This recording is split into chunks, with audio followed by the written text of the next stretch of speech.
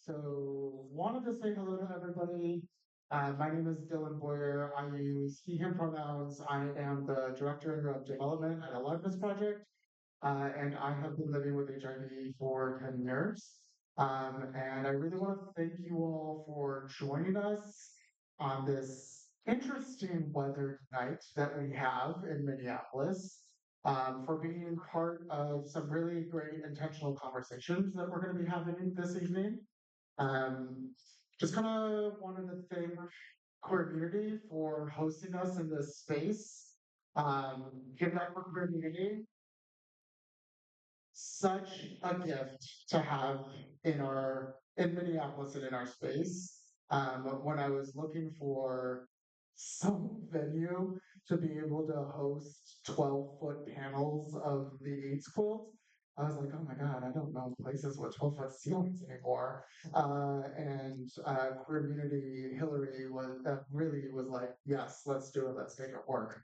And so if you haven't gotten a chance yet, please check out these two panels from the AIDS quilt that we have here behind me.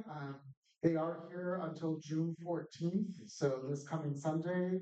And then after that, they go back to their home at the AIDS Memorial Quilt, which is its own organization that's housed in San Francisco, where they are preserved and made sure that they can get seen by hopefully thousands of other people.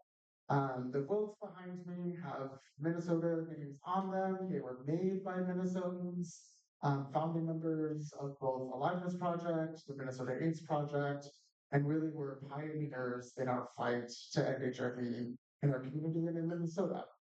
Um, and so a little bit about our program tonight, just to let you know what's going to be happening.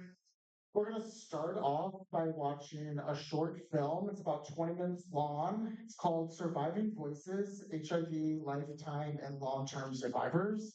So we're going to start by watching that film. The documentary, it shares personal stories from folks who have lived through the early years of the AIDS epidemic. So we're talking 1980s, 1990s, who have lived through that and who are still living today. The folks in these videos, I've met a couple of them personally, and they inspire me. Every time I watch this video, I learn something new. I also shed many tears. And it kind of leads us into the next part of our programming, where we'll be talking with long-term survivors here in our community in Minnesota, who will be joining me on the stage for a Q&A. Both questions from me about the video that we watched, about the quilt behind me, about any questions that you all might have in the audience as well. So that's what we got for the evening. And let's go ahead and we're going to start with the video. Cool.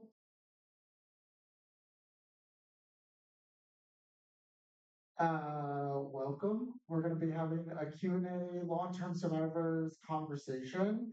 There is gorgeous charcuterie and some snacks. Please feel free to grab some. Also, if you cannot hear us, there are chairs right here in the front row and in the space here as well. So feel free to just make yourself comfortable. And we will have a little conversation here. And so welcome up with me, Kevin and Russ. I think the best way to kind of start off this evening together is just by you two introducing yourselves, any little bit that you want to share, and we can go from the questions from there. So whoever wants to begin. Hi, I'm Kevin Sitter, he, him pronouns. Um, my long-term survivorship most likely started with my working in HIV and AIDS, which started in 1985. I was the second risk reduction educator at the Minnesota AIDS Project. Um, I love sex, and I believe if I got a doctorate, which I'm smart enough not to, but the thesis would have been gay men's identification post-Stonewall pre-HIV. Because I believe what we were doing was identifying ourselves through our sex. It was celebratory, it was defining us, it was rebellious, it was communal, it was ritual. And I really want to make sure that we know HIV is not a punishment for who we are or what we did. So I have always been pro-sex and pro living with HIV. I did not become infected until 2004. Now, you might think that nuns aren't supposed to fart. But as an HIV risk reductionist, I didn't do so well with my seroconversion. It was December 6th, 2004. I'd been living in California for about 4 months, and I hadn't been back to see my partner. He stayed here throughout my time in California. And one night, isolation, depression, loneliness. I had three long introductions. Okay, go. I had a 4-point safety plan. First thing was, hey, we got to use a condom. So condom can be used, or we have to renegotiate. I could put a condom on without using my hands. That usually got curiosity and the successful use of a condom. If that didn't work, it was, hey, you ever check out a female condom? And I could put one up my ass and everything would be fine. And the fourth safety feature was to leave. But on that night, the isolation, depression, the thought of going home to an apartment by myself, the gentleman that was so disrespectful us just keep taking the condom off. I let it happen. So they know I should have bought a lottery ticket, because it's not that easy to become infected. It only takes once. So I've been living now with HIV for 22 years. I live on the backs of those who've gone before us and those who were diagnosed much earlier in the epidemic. And because of their use of let's try this, let's try that, by the time I was infected in 2004, I joined a study to pick out which was the best first set of medicines to give people with HIV. And I was on the one that failed. I got the Sestiva and something else. And Sestiva was fun. The amount of dreams you can have. Oh my gosh, it just really crosses the blood-brain barrier. And so I would eat fatty ribs and greasy potatoes, and I would have vivid dreams. But when they told me it's time to change, it was like, why do I want to change? This is working for me. And I wanted to ride out whatever I could and not change meds until it's really necessary. But the doctor talked me into it, so I'm on a second set of meds. But 2 sets of meds over 22 years, I've had no problems. I've not missed any days of work. I'm actually now retired.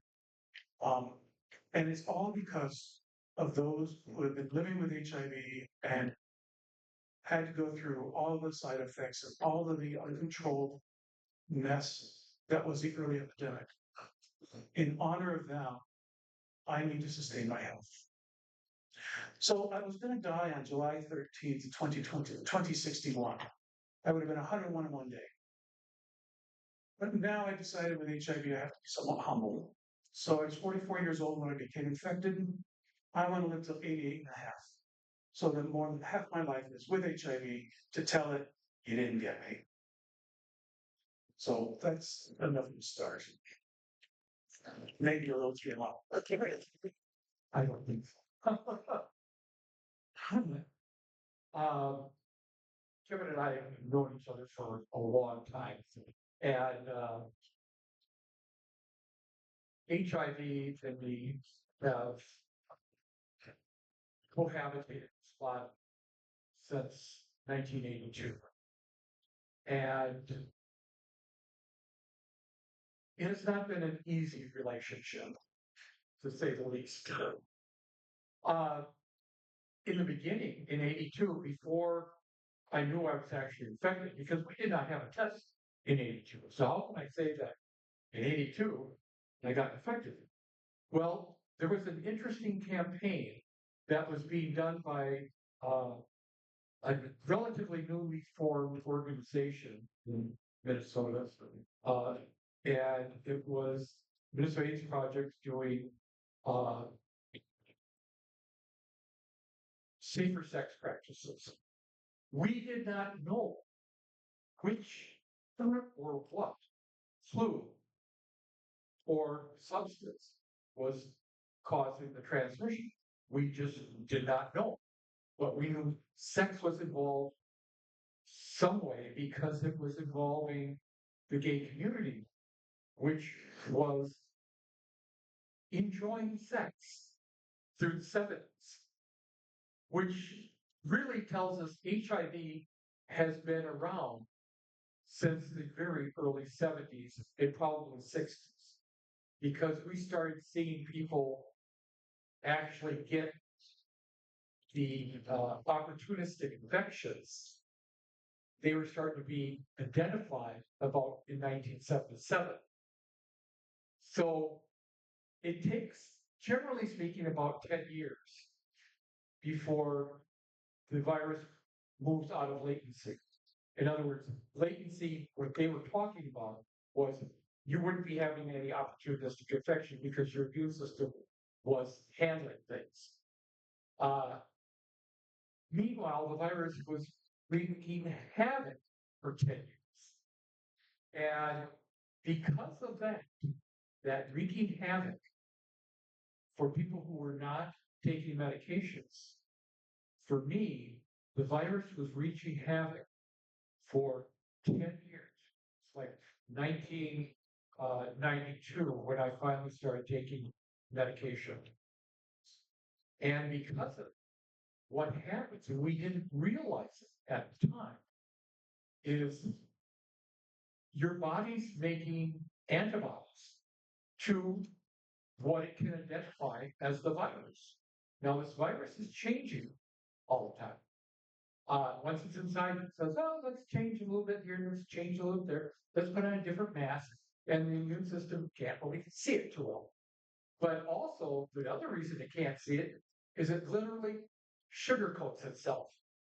And so it's got this coating of sugars around it, and so the immune system kind of leaves it alone. But the virus is not something that's going to live a long time. It's really not alive anyways, but what it does is it falls apart after about 4 days. Once it falls apart, now the components that make it up are exposed, and the immune system picks it up, says, oh, this is what this sucker looks like, and creates antibodies. Those antibodies go and find all these pieces of virus laying around on your cells, and then produces basically little acid bombs and says, well, you can always make more cells. What's a few of these? And it just wipes them out. It does a wide swath carpet bomb. And so your body, in fact, does go ahead and makes copies of cells without HIV in it. And sometimes with HIV, but primarily without it. And the next wave of virus opens up, spills itself all over everything, and you get another carpet bombing happening. This continually happens. So for those of us like myself who've had it untreated for that 10-year period, that actually biologically aged me 20 years. So I'm 72 right now, but that really means I'm 92. And let me tell you, I can feel it. So those of us who are long-term survivors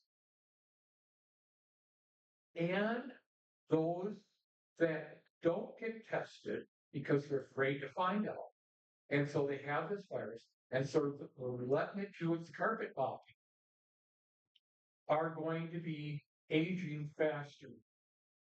So one of my key things I like to let people know is if you have had unprotected sex anytime in your life, make sure you get tested.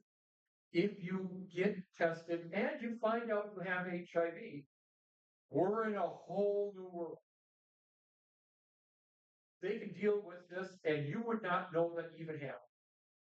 I'm taking one pill. That takes care of my HIV. The other 20-some pills has to do with being an old one. So, what I'm saying is we have turned the corner from this being a deadly disease to being a deadly disease if you don't treat it. If you treat it early, it's going to be a disease you're not even going to really think about. So, it can literally be that free. And I do mean free. You don't have to think about this sucker all the time, which sometimes it really helps. Now, the only time it's going to enter your brain again is when you decide to be sexual. Then you got to face the virus and your own set of morals. Do I tell the person who I'm being sexual with that I have this virus? I don't have an answer to that. That's an individual. Everyone picks this themselves. It's not an easy decision. The amount of stigma around this virus is still huge. To give you an example of how huge it was for me back in the day, I would wear a red ribbon,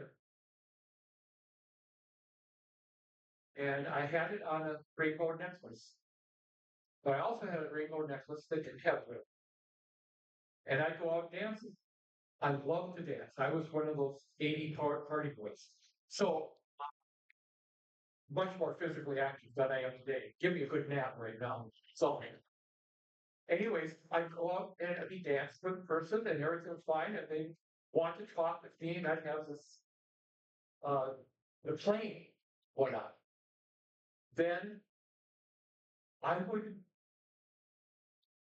we'd end and be dancing elsewhere. And then I'd come back and I'd put on the one with the red rainbow.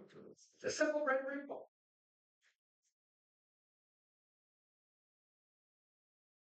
People first would not dance with me. But those that had before and they're talking, suddenly they used to, this is another one of my great sayings. They'd end up saying, oh, pardon me, I have to go to the bathroom. And you never see them again. So I call the bathroom the land of lost. So, and I still use that term today. Well, I got to go to the land of lost.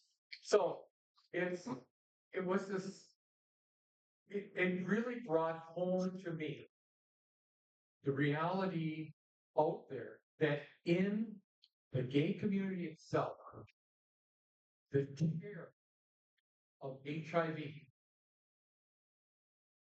was really solved throughout the community. Really was very huge. So you could maybe let one person know who you're maybe dated with and actually had, protected sex and everything was fine and dandy, but the work to get around, and suddenly you're this evil person who decided that sex was more important than everyone else's life. And that's really what it came down to. So even today, that stuff goes on. Now, there is a wonderful thing we have today called PrEP. And I have been undetectable since the turn of the century here now. I think turn of the century. So I've been undetectable since then. So because I'm undetectable, I'm not going to be spreading it as long as I remain undetectable. I'm very good about taking my meds. And so I'm doing that. But we also are dealing with a culture right now in which a lot of different, how do I want to say, fun drugs are out there. And people using the fun drugs are not necessarily keeping on the medications properly. They haven't been honest with their provider, and so they're not getting on the long-term drug, so they or the shot, which means they can take that go ahead and have party hardy time, be sexual and still not transmit this sucker. But some people just aren't doing that. So it's just something to be aware of. You always have to assume, and this is a hard thing to do, because talk about taking an erection right out of the picture, is assume that the person you're being sexual with has HIV. And that's really the hard thing. You still have to assume that. But if you're protecting yourself, you can still play and have lots of fun. So that's kind of part of that. Now, the biggest thing that I also was kind of brought up on the screen here is there's a level of still loneliness that has happened because I've lost so many in my age generation. And now I'm getting up there. I'm 72 now. And the, the year, when people start hitting 60, we start having the people who start dropping over from the widowing, so losing people from the normal things about aging. So the whole idea of getting close to a person, finding that right person, finding a person who you're attracted to, that they're attracted to you, that they can overlook, the ideas that, well, you're flabby. It's just the way it's going to be. Sometimes that's really hard because we just really still have an idea of what we really like to eat with.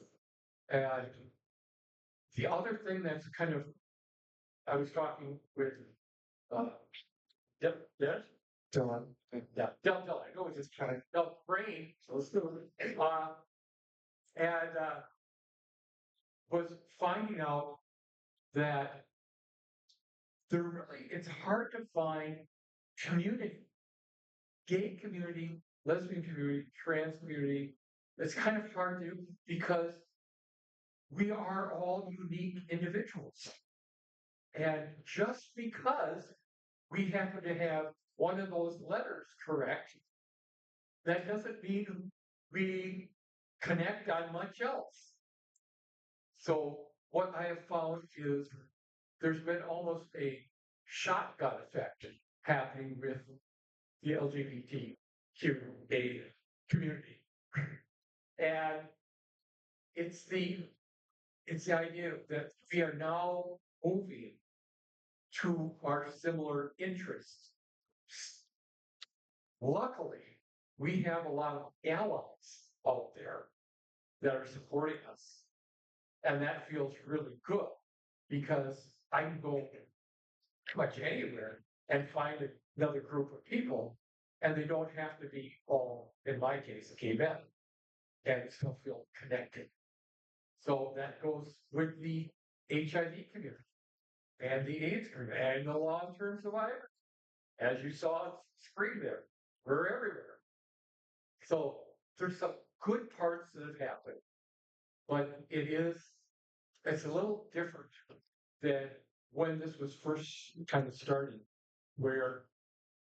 And Russ, I just want to jump in here with a question. Sure. Based off of that. And so kind of want to touch base with the both of you, kind of what you were saying just now about community care. And they mentioned it in the video. Minneapolis, Minnesotans are, we know what community care looks like. We've shown it in these past few months. We've shown it over our lifetimes about what it means to take care of one another. And I know for myself, I've learned what community care looks like from long-term survivors like you all, from people who stepped up at a time when nobody was listening. And so I just kind of wanted to touch base on that aspect of the AIDS movement about what did community care look like, both as an educator and as a person living with HIV in those 80s and 90s, and what community care meant to you, and if you can give maybe one example of that type of care. And Kevin, I'll go ahead and start with you. Thanks. It's so true that we had to build our plane as we were flying it. And in the beginning, let's start with medicine.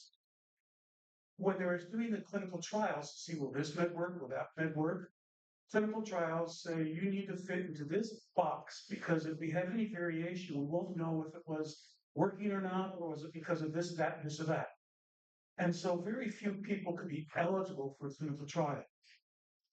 So many people were wanting these experimental meds because it was either experimental meds or nothing, that a couple things happened. One was anyone that was on a study, someone would all get together, put all their pills in a bowl, mix them all up, and then everyone would take the same amount. So that the odds of them getting some med was higher. Well, that fucked up the clinical trials. So there became this whole thing called parallel track. And it's saying, okay, we can do our clinical designs, but then we'll also allow people who don't fit into that to compassionate use of an early medication. That is now a standard in medical research, compassionate use.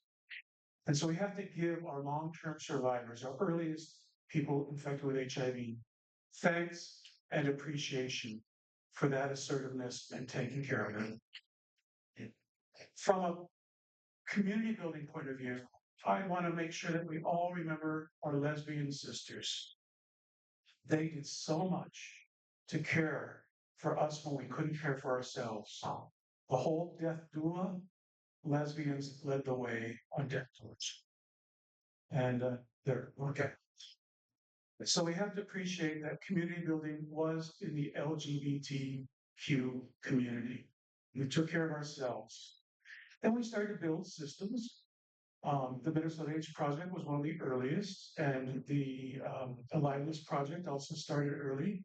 I was on the formative board of the Aliveness Project.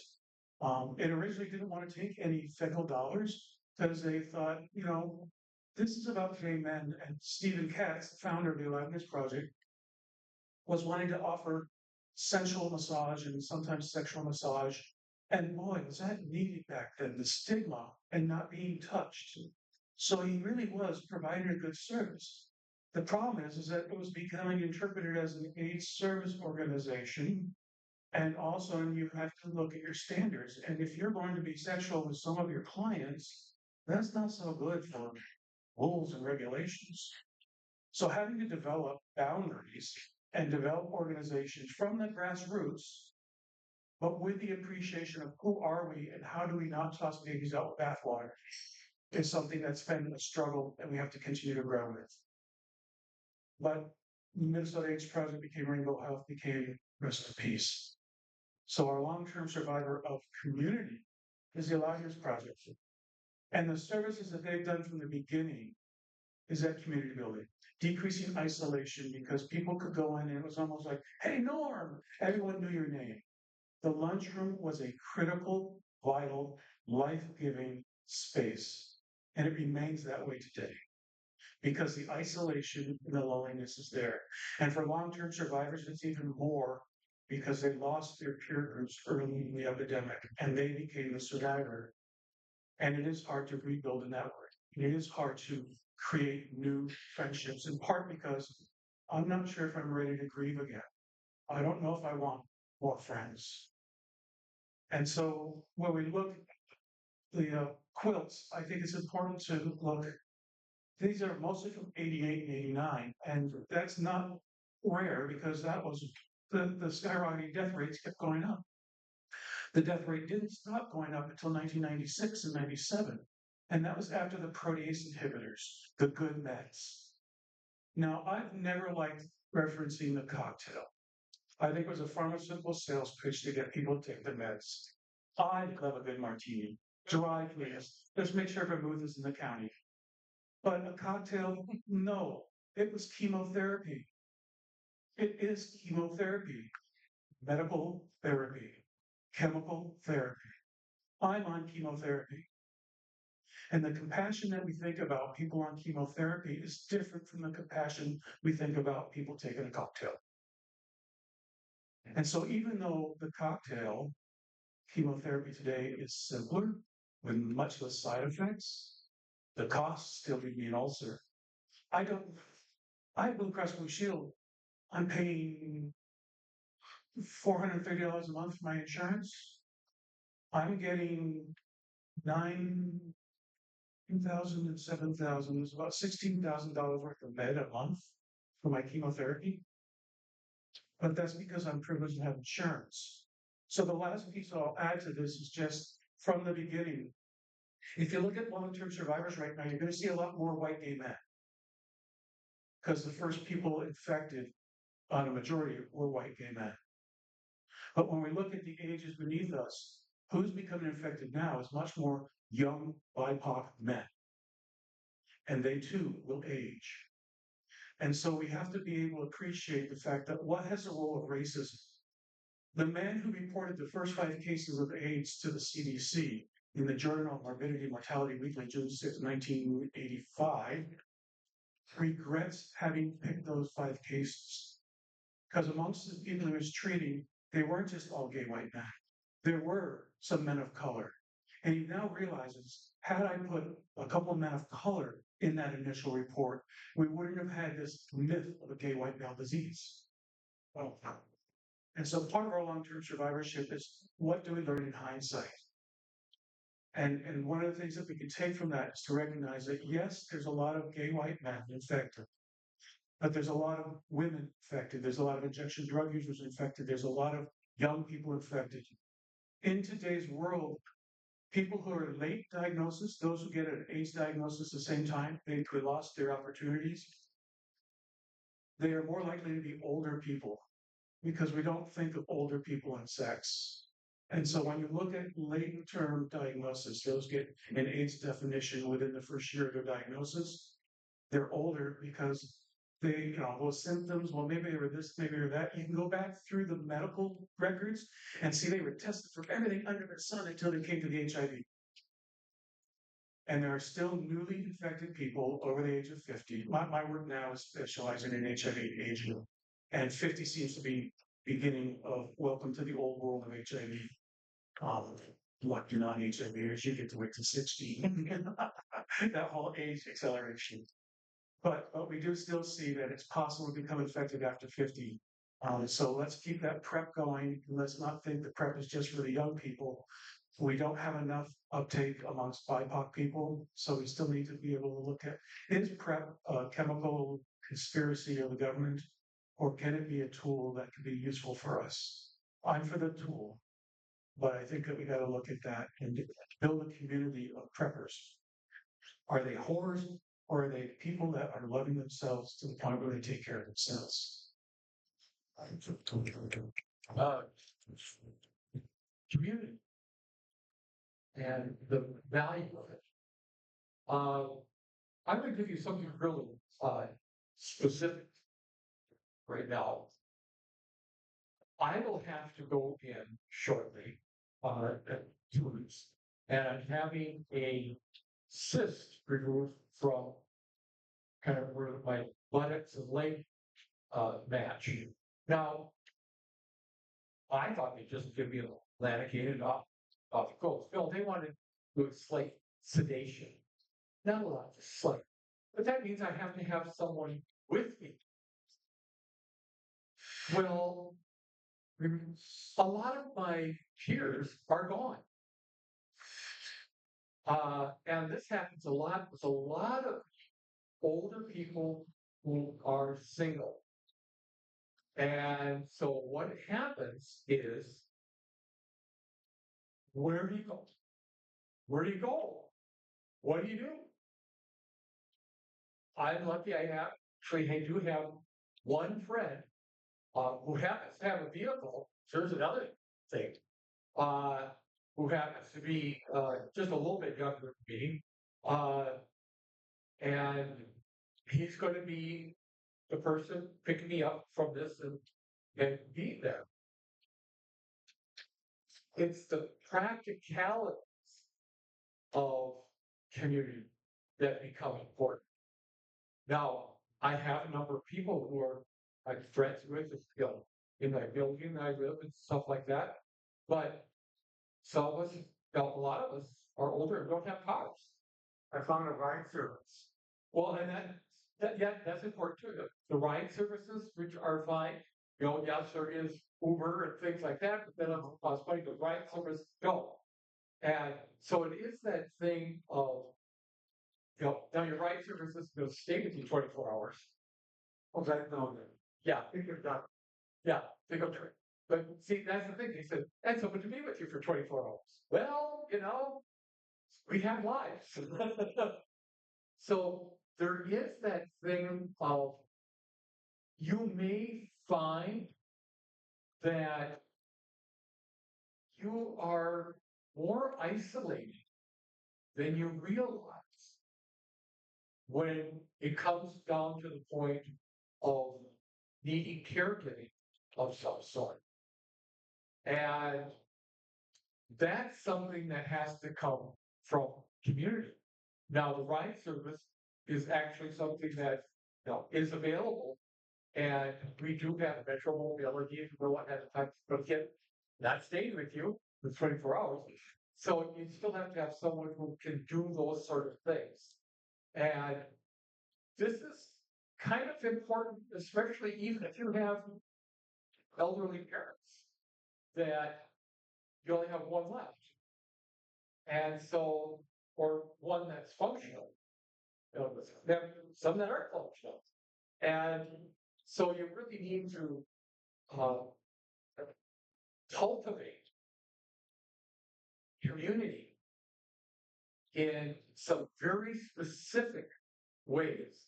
It's not just having a community center, but it's having true people you can depend on who will be there for you.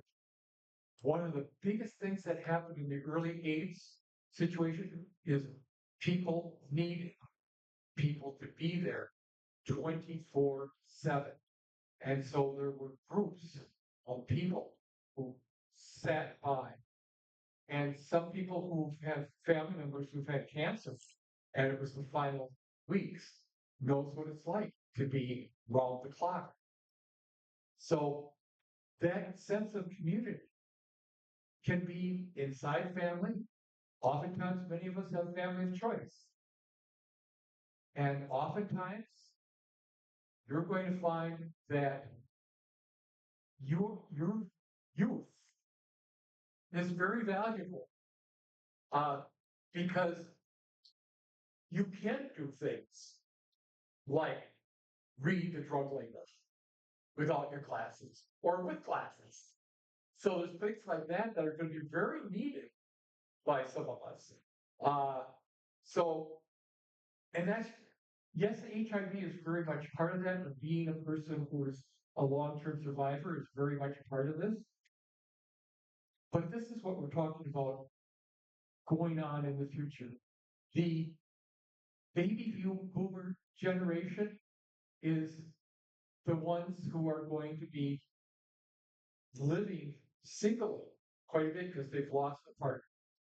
So they're going to understand that. And just like those of us who have lost partners from HIV, or sometimes not partners, but just really close friends. So that close friendship, no matter what age, is really important. So, Russ, you always segue right into my next question here so perfectly. We didn't even plan that, but you know, when thinking about community, you know, we are sitting in front of probably the world's largest community art project ever. And so we have to talk about the AIDS Memorial Quilt being here and moments of maybe your lives that you've experienced with it. Maybe you've sat on a panel or have seen it in person, whether it was at the National Mall or in different places in Minnesota. So just kind of wanted to call to attention what this quilt has meant for you in your journey and in your story, and what it means for the future of generations being able to recall this really important piece. And I like to speak names of those who I knew and lost. Ed was the first. He was dating a medical student, looked into his eyes and saw something wrong. And this again was pre 1985, so there was no test yet. But there was something going on, and I don't even remember. I think it was CMV. Um, but he was he was known to be ill. He did get the test in about '86, and he died by '88. Yeah, it wound up that his partner stayed negative, but dear friend, there was a little group of us that had dinner. We used to go out, and then we thought, that's so expensive. Let's have it at each other's home. And we realized that's even more expensive.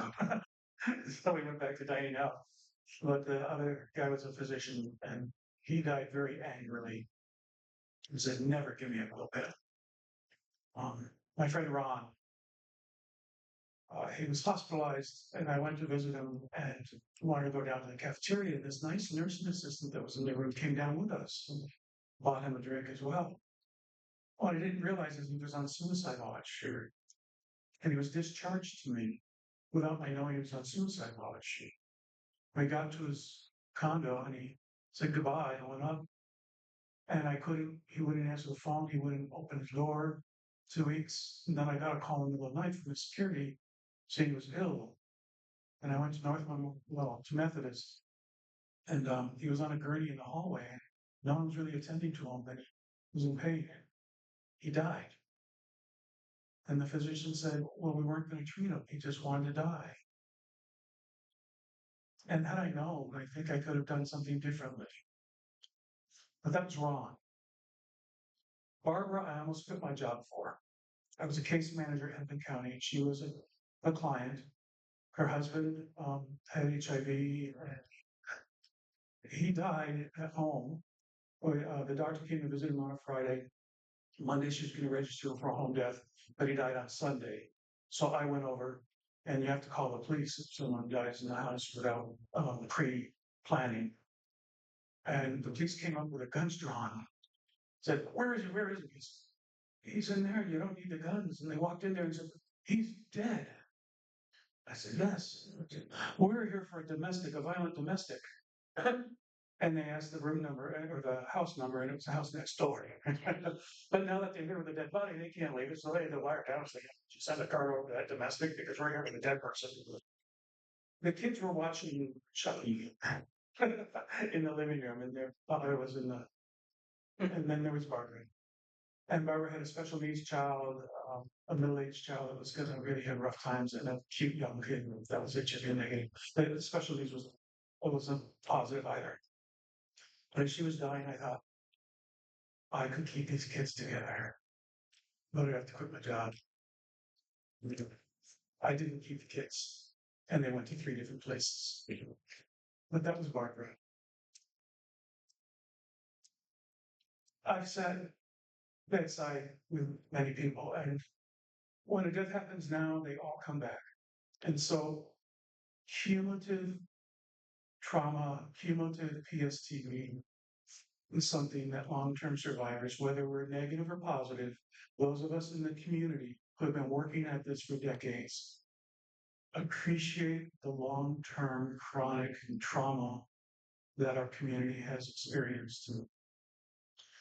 We had the AIDS pandemic, and goddamn that COVID. The whole world went wild for COVID.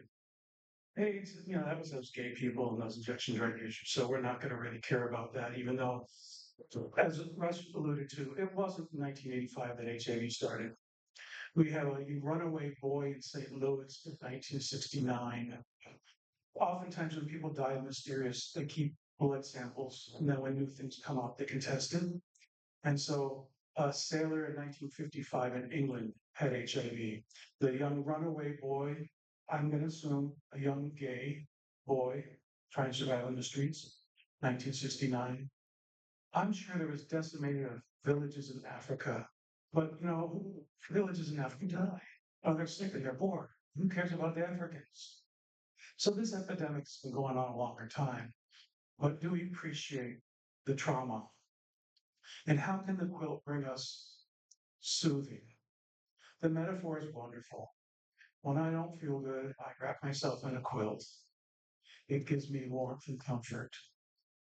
And if I could wrap myself in the panels of people I know, what comfort that would bring me. Harry Ferguson, I know his partner. Um, and it's amazing to think about Michael continues to live and thrive and have a lovely life. And yet, here's Perry. So remember those who've gone before us, and remember those who are with us who had people go before them, because together we hold cumulative grief.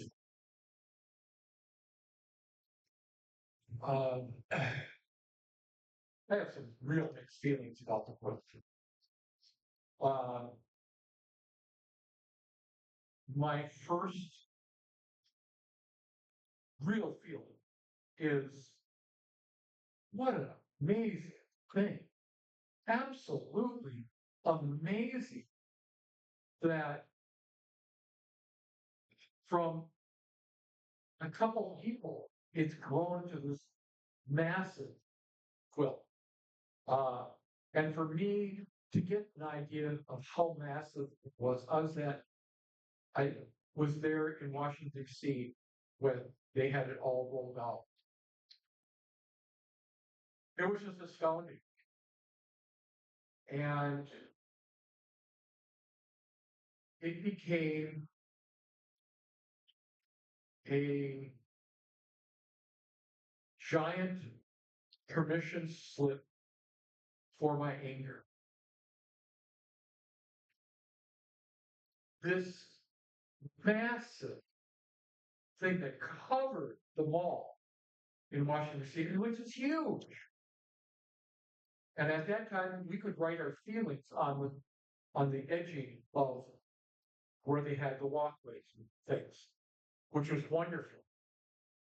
And I could only think of one thing. Congress, you should all be charged with first-degree murder. Could have done something earlier and you did nothing. Intention. I was that furious.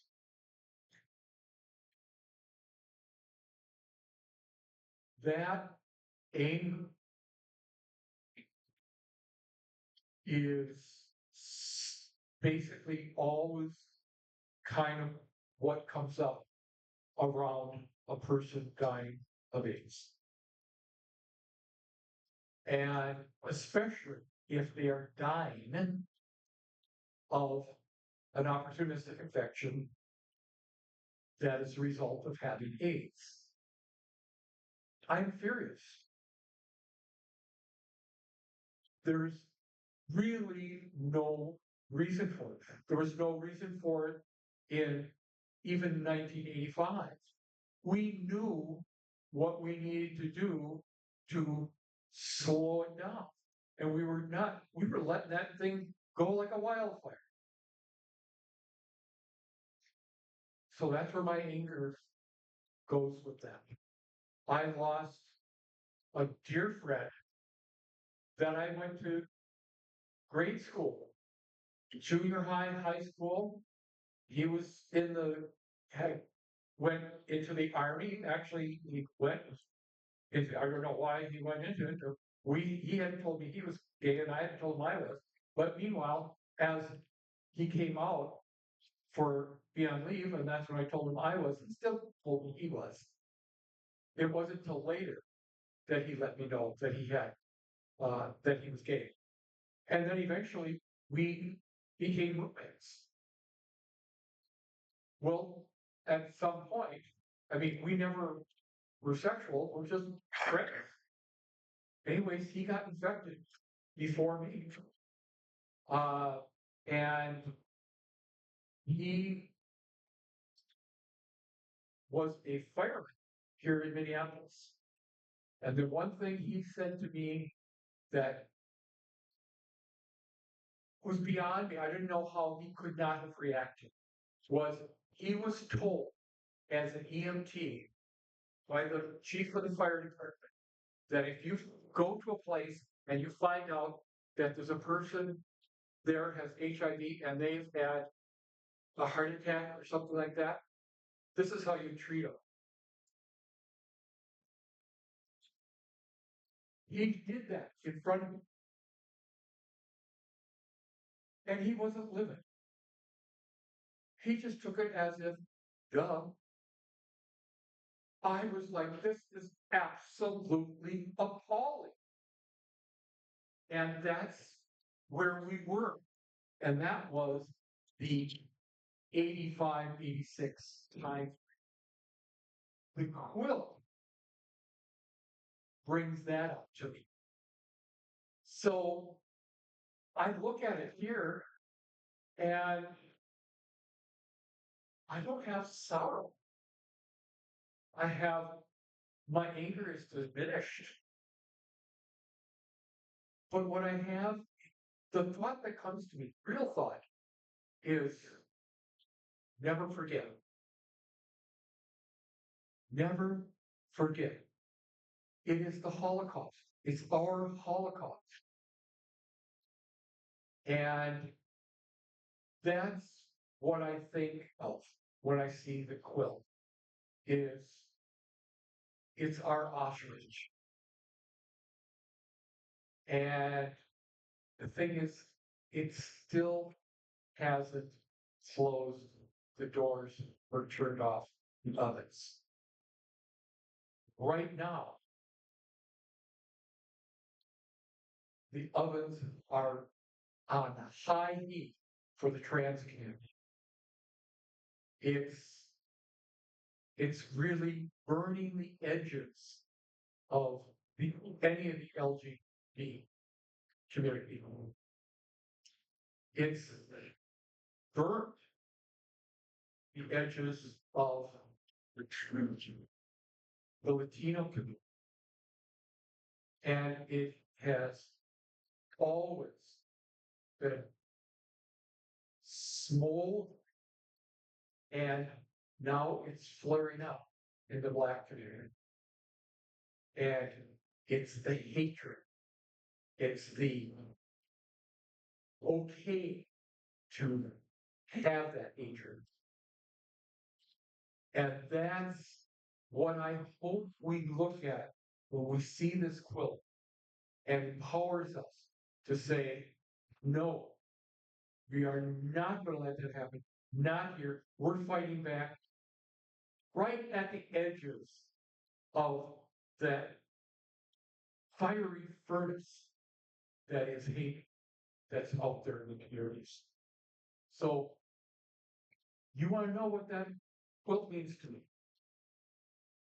It is a reminder to keep my guard up and keep my arms open wide to be there for all. It's not just for each other. It is for all. Thank you both for that. It kind of moves into the next question that I have around activism and, you know, the part that you have played in that and what that has looked like for you in your life. Activism looks different for every single person. And sometimes it's training yourself to the Capitol and getting arrested and going to jail for the night or the weekend. Sometimes it's sewing a panel of a piece of a quilt. And other times it's giving somebody a ride home from a night at a protest or singing a song. And so, we are in that moment. We are, this administration is cutting HIV funding, is cutting LGBTQ funding at astronomical rates. Every day at Aliveness Project, we face new threats. from the Trump administration, and the future is unclear on what it looks like for HIV funding. And so it was really important for us to bring these quotes here to remind us that the time to act is now and to keep doing that. And so I just kind of want to touch on your levels of activism and stories that you have from those days. I could say I've been a professional faggot. Since '85, I've been trying to help sexual health in gay men. And activism sometimes is. I had an aunt who was a feminist, practicing Catholic all her life, a very prudent problem. I am Aunt Honey, and Aunt crawls on the ground. Well, Aunt Honey was a feminist because she just knew she had equality and the rights to be. So when she enrolled at Boston College and took a course in economy and the professor refused to grade her papers, she just took her papers to the dean and said, "You grade them." And so there's an activism that comes from just assuming we believe we are and we deserve. And I think that I might have stumbled just through being naive to sometimes barriers. I just don't let them be. Activism, I was proud to create a group for men who are married and also attracted to men. But I used to go up to the Andover bathhouse that opened until '89, I think. It was right next to this tire and junkyard, a couple pit bulls in the fence, and yet you could park and go into this very seedy, very ugly bathhouse. I don't even know if they had any running water. And but I met a guy there, and then a couple months later, I saw him again. Oh, first time I met him, he said, "I've got to go. My daughter's on ballet." So I met him a couple of weeks later. I said, "Well, how was your daughter's ballet recital?" They started crying. And I thought, "Oh my God, did she die?" He says, "I can't believe you remember that. I haven't told really people that I have children." And so I decided, wait a minute, when I'm in the bushes, both professionally and for practice, armor, I would meet with men. And so I decided to put an ad in the back of the city pages. This is when I worked at the Red Door Clinic. And it said, "Married to a woman, attracted to men, a luncheon at this date, this time." They had to come into the public health building, which I hope you've all been to the Red Door at least once. It's good at sexual health. But it's got a two-story great big window in the front. You got to walk through this lobby past security to get to this room where I was having this married man. 35 men came to the first month. So some of the activism is speaking for those who can't speak for themselves. And so think about who it is that you know in your lives that really deserve protection and yet can't protect themselves. Shame is alive and well. My activism now, I am retired. I got a Aliveness for my first 2 years of retirement. I was doing way too much. And I still am fighting for some of that leisure of elder life, and blinding it with the fact that you can't let over 40 years of experience go sit down. So I still work with a planning council and trying to help guide the Ryan White dollars. As I said, I'm a co-chair of the HIV Aging Coalition, appreciating the needs for people as we age, especially with HIV. There's legislation that you can help support next legislative season. It's a bill to give protections to LGBTQ plus two-spirited peoples and HIV positive people in long-term care facilities and in community-based care. So when I'm so old, I'm going to need some people to come into my house, or else I'm going to have to go to a nursing home. Do I get respectful people? How do I get protections in case there's some bigot that comes in and starts reading me the Bible when I would prefer them to read some erotica? We did in nursing homes, there's times when people think, oh, they've got HIV, therefore I can't. We had a problem with getting services for a person in a nursing home, and so we brought in Brian Goodroad, who, if you know, he's just gorgeous. He's such a loving man and doing such great HIV care and general family practice care as a nurse practitioner. I went in, and most of the staff at this nursing home were African born. They were immigrants. And many immigrants were doctors and nurses in their own countries, but now they're nursing assistants in the United States. But they don't have the cultural appreciation of what it is to have HIV in the United States. They were in awe about what they learned that day, and they're going to take it back to their communities as well as change their practice in the nursing home. So one of the advocacies I'm doing is this legislation to help protect when we need to go temporarily or permanently into long-term care. And then it's just about remembering that. Oh, I did want to remember that when I got my first job at the Minnesota AIDS Project, Carlton Hogan, another fabulous man, was the front desk. Look at the smiles on people who know Carlton. Carlton said, you better remember, you're getting a paycheck because I'm living with HIV. I'll always remember that. And yes, my income has always been drawn from HIV care and prevention. And I have to humbly recognize I don't get a pass on the AIDS walk. I don't get a pass on going to charities and giving monies just because I work in the biz. In fact, because I work in the biz, I need to be humbly recognized in what more can I do. So advocacy comes from many different spots. Advocacy really knows no age. And I'm going to give a quick example. My mother, who is 98, in a nursing home in northern Minnesota,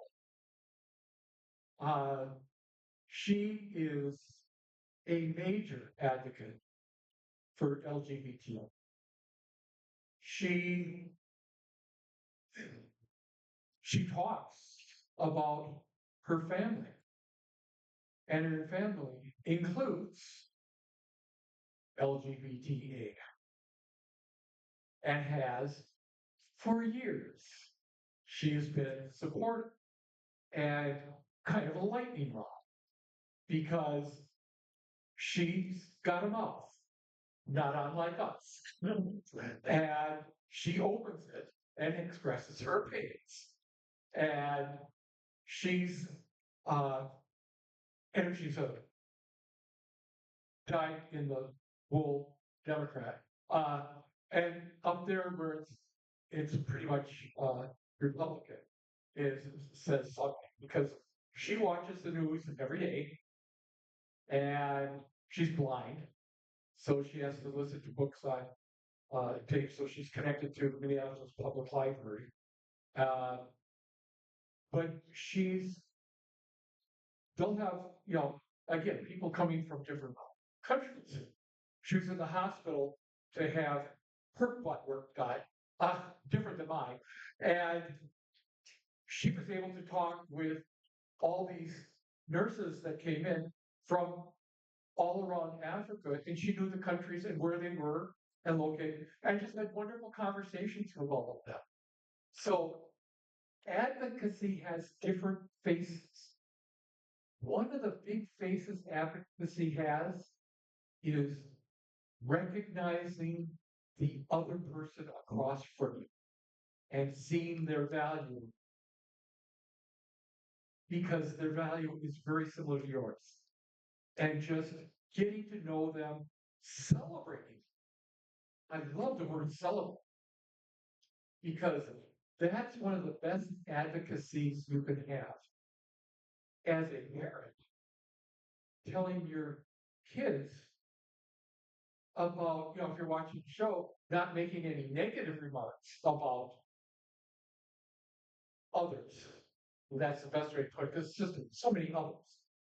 But that would have been really helpful in my family had they been talking positive about LGBT things. But remember, that was in the 60s. My mother was very religious. And so I was thinking, Jerry Falwell type stuff, even though that wasn't her style. And so for her, when she realized that maybe I was gay, she prayed that I would be able to tell her and that I would be okay and safe. And so I did. And it was like no big deal. And my dad was a farmer. I dealt with You'd think Archie Bunker says, but his thing when my mom told her, he said to her, "So when's he coming up?" He said, "I knew a couple of gay guys in the army. No big deal. I usually went with them because they didn't get into trouble." So it's sometimes what you have to do is just be unafraid to express your reality. And that would be really helpful.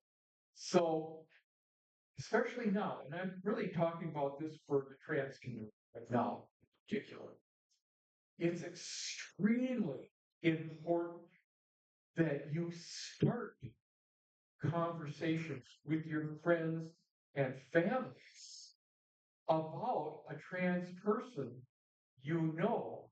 And for me, because I've had people stay at my house when I had a house because they needed to be out of a homeless shelter, needed a safer place to be. You know, the next generation of HIV advocates and LGBTQ advocates in this space, learning from heroes like you two, inspires me.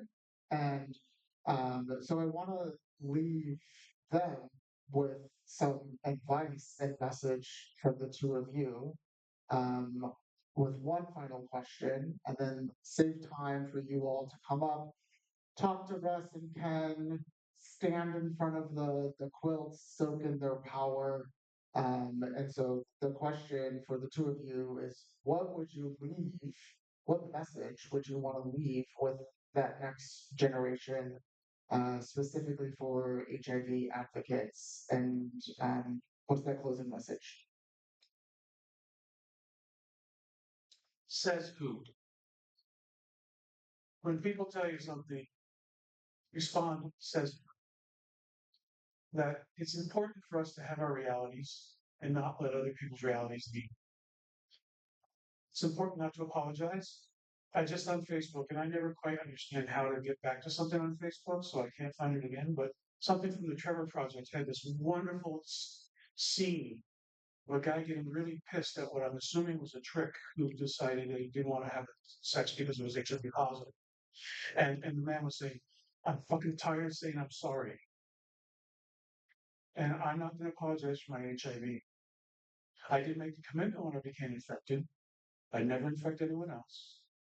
I'd always participate in any clinical trials I could." Oh gosh, there was a third commitment, but I don't remember what it was now. I'm assuming I'm still holding it. But I think it's important for us just to recognize we get to keep moving forward.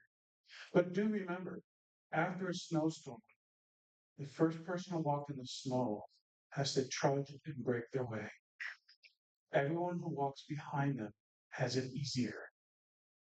So if you are a trailblazer, rest, take your time, realize you are spending more energy than others. If you're a follower, appreciate those who have gone before you. I guess for me, we have an extremely powerful tool, and people are on their phones and on the internet. Make sure you respond with positivity and your true self. And sometimes that means you're coming out on there that, you assume your friends and family know, but maybe some of these other people you're responding to don't know. Put it out there that you are a friend of the LGBT community, or are a member, so that they can know that they're interacting with you and some of your values. The other thing I wanted to do is when you look at this quilt, think of it as a battery that's going to recharge your energy. Because as Kevin said, you will get tired as you're doing it. I don't care if you're following someone else's footsteps, you're going to get tired. I'm very tired because I was one of those ones trudging forward. I have to give this example. Uh, with the Pride March coming up, 1980 something or other. Yes. I thought there. I'll just leave it in the 80s there. Uh, I was walking in with a sign that said, "Not only my attitude is positive," and I turned it and said, "Come out of the HIV/AIDS closet," because we had so many people hiding from this that I realized we needed to be seen, heard, counted, and not discarded. Uh, and so that our friends could kind of stand up for us. How could they stand up for us if they didn't know? So it was important to let people know. Also, do not become jaded just because the Pride Festival on Saturday and Sunday is crowded with all these different business organizations. Let me tell you, they are our allies. We couldn't do a damn thing without our allies. We're not big enough. Celebrate them. Thank them for coming. And thank anyone you bump into, even if you don't know them, because you're going to bump into a lot of people. Say thank you for coming. It is that important. I can't go myself as long, but I do go. Russ, I remember here, I think it was 88. You were standing on the corner of 15th and whatever is the corner by Glory Park with your sign. And that's when I learned you were HIV positive. But you're just standing there with your sign. And so much admiration for you because back in that day, it was risky. So thank you for that. I was also the first captain condom. Well, can we give a round of applause to Rob and Kevin for being with us and